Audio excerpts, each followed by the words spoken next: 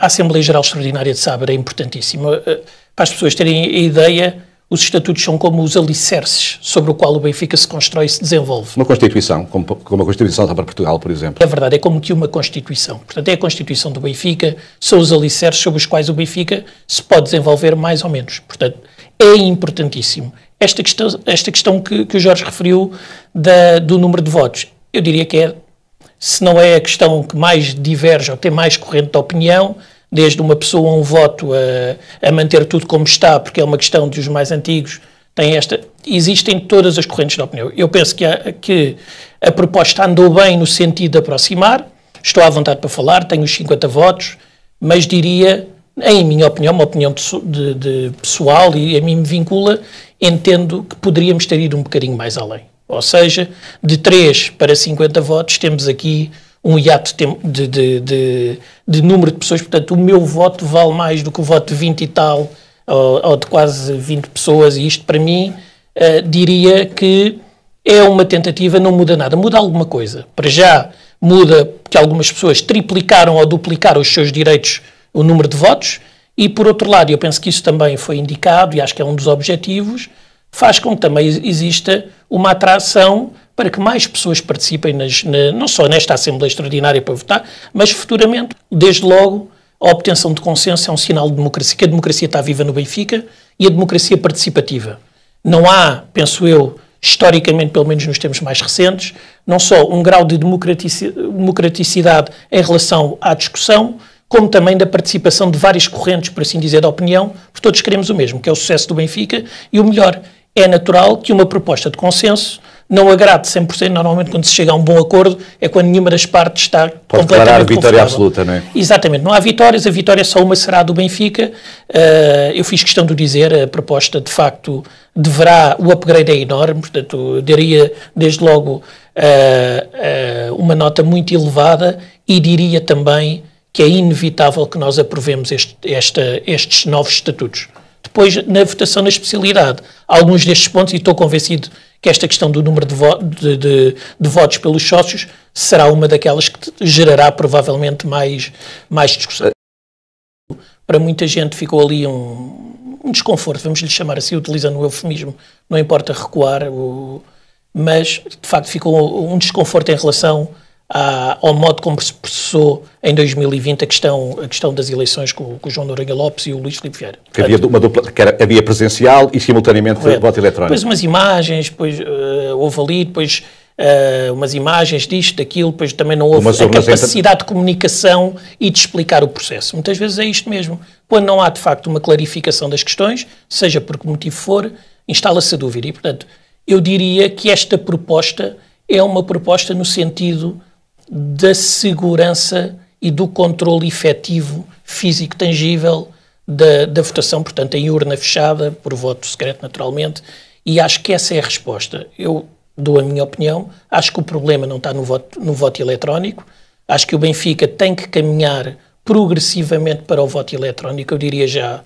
acho que hoje em dia observamos na sociedade cada vez mais há capacidade para eletronicamente fazermos muitas coisas que antes faríamos de forma pessoal. Criticamos porque se estamos, por exemplo, numa eleição, estamos aqui, não podemos ir, não votamos, não exercemos os nossos direitos. Portanto, eu diria que até tendo em conta o universo do Benfica, o voto eletrónico será, na minha opinião, o caminho a seguir. Compreendo, contudo, que dado este desconforto, seja também uma solução de compromisso em relação à situação. E, portanto, não se exclui, isto depois terá que ser regulamentado, isso em termos de regulamento eleitoral, desde que todas as candidaturas estejam de acordo nessa questão. Agora, eu diria que futuramente é uma das questões que será debatida. O que está em causa é temos que ter capacidade de acreditar nos resultados, na auditoria, na forma em como o processo é claro, é transparente e é linear e que dê confiança a todos os envolvidos.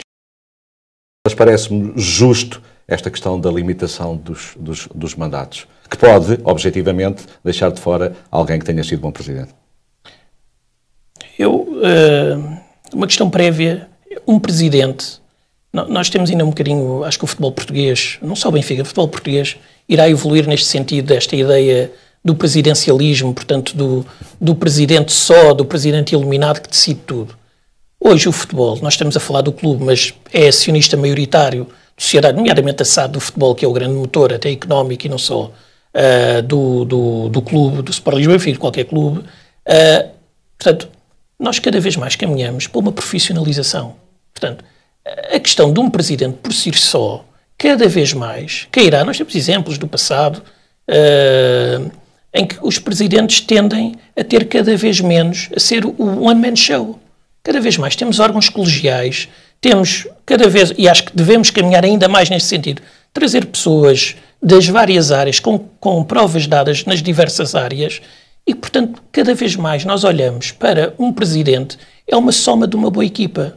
Eu posso ser a pessoa mais capaz, mas eu não sou capaz de sozinho se eu não tiver uma equipa coesa, competente, versátil, capaz e que puxe toda para o mesmo lado.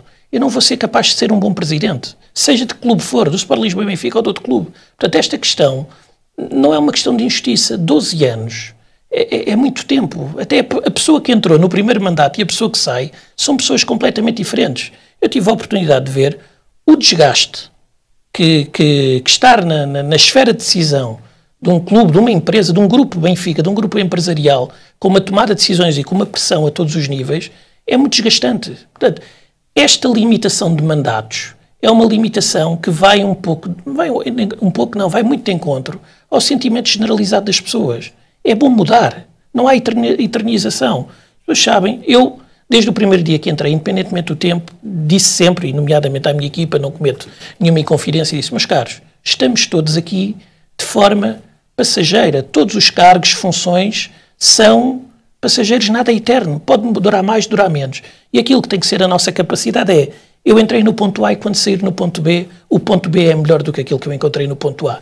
E é isto que alimenta as instituições, nomeadamente quando se está também com uma questão profissional sempre, mas com uma questão também emocional, que é o clube do nosso coração. Portanto, eu diria, perdemos o presidente. Não há insubstituíveis, até porque os presidentes não podem ser one-man shows. Isso está a acabar. São empresas que cada vez são cotadas em bolsa. Com profissionais altamente qualificados. Cada vez mais, cada vez mais. Esse é o caminho que tem que ser seguido no Benfica e em todos os clubes. É inevitável.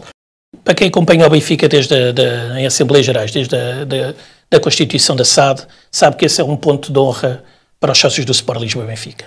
Os sócios do Sport Lisboa e Benfica, eu não falo por todos, falo pela minha experiência pessoal, naturalmente, não sou porta-voz dos sócios do Sport Lisboa e Benfica, mas acho que é quase unânime ou requer uma grande maioria de opiniões que o Benfica terá sempre que ser sócio maioritário do capital social da SAD, como será de eventuais outras SADs que possam vir a ser criadas, quer para o futebol feminino, quer eventualmente para as modalidades, que é outra das questões que veio a ser trazida de forma expressa.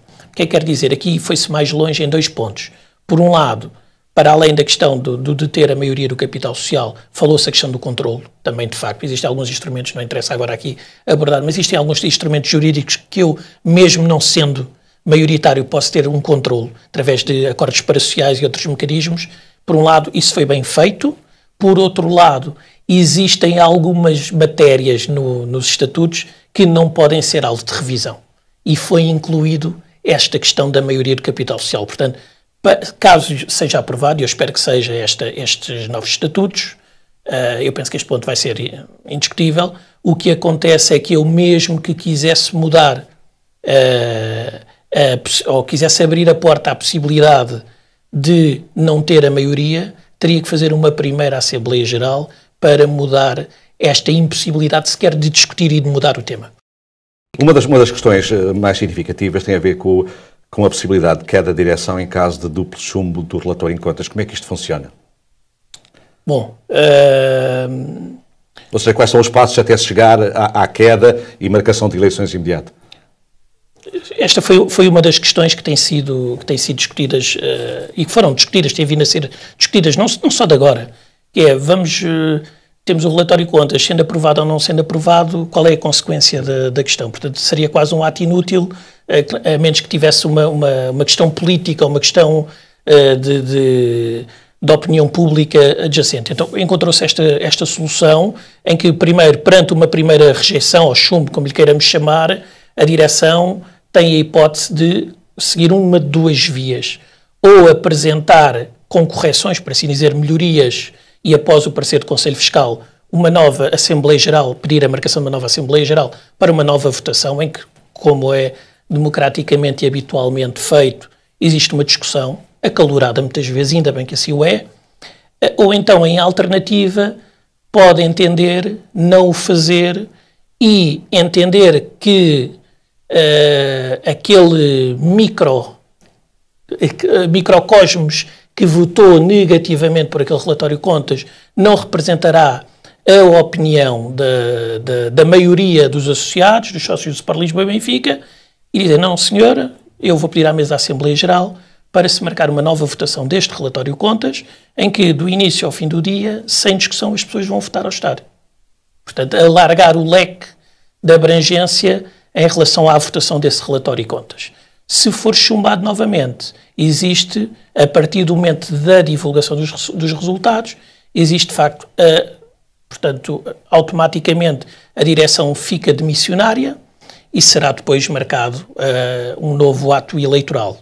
Eu tive a oportunidade de o escrever, eu não sou fã desta, consigo compreender que algum tipo de questão deveria haver, porque senão era um bocadinho quase um ato meramente quase administrativo, não? Quase administrativo, quase formal, mas de qualquer forma entendo que existem outros mecanismos que podem, de facto, se nós...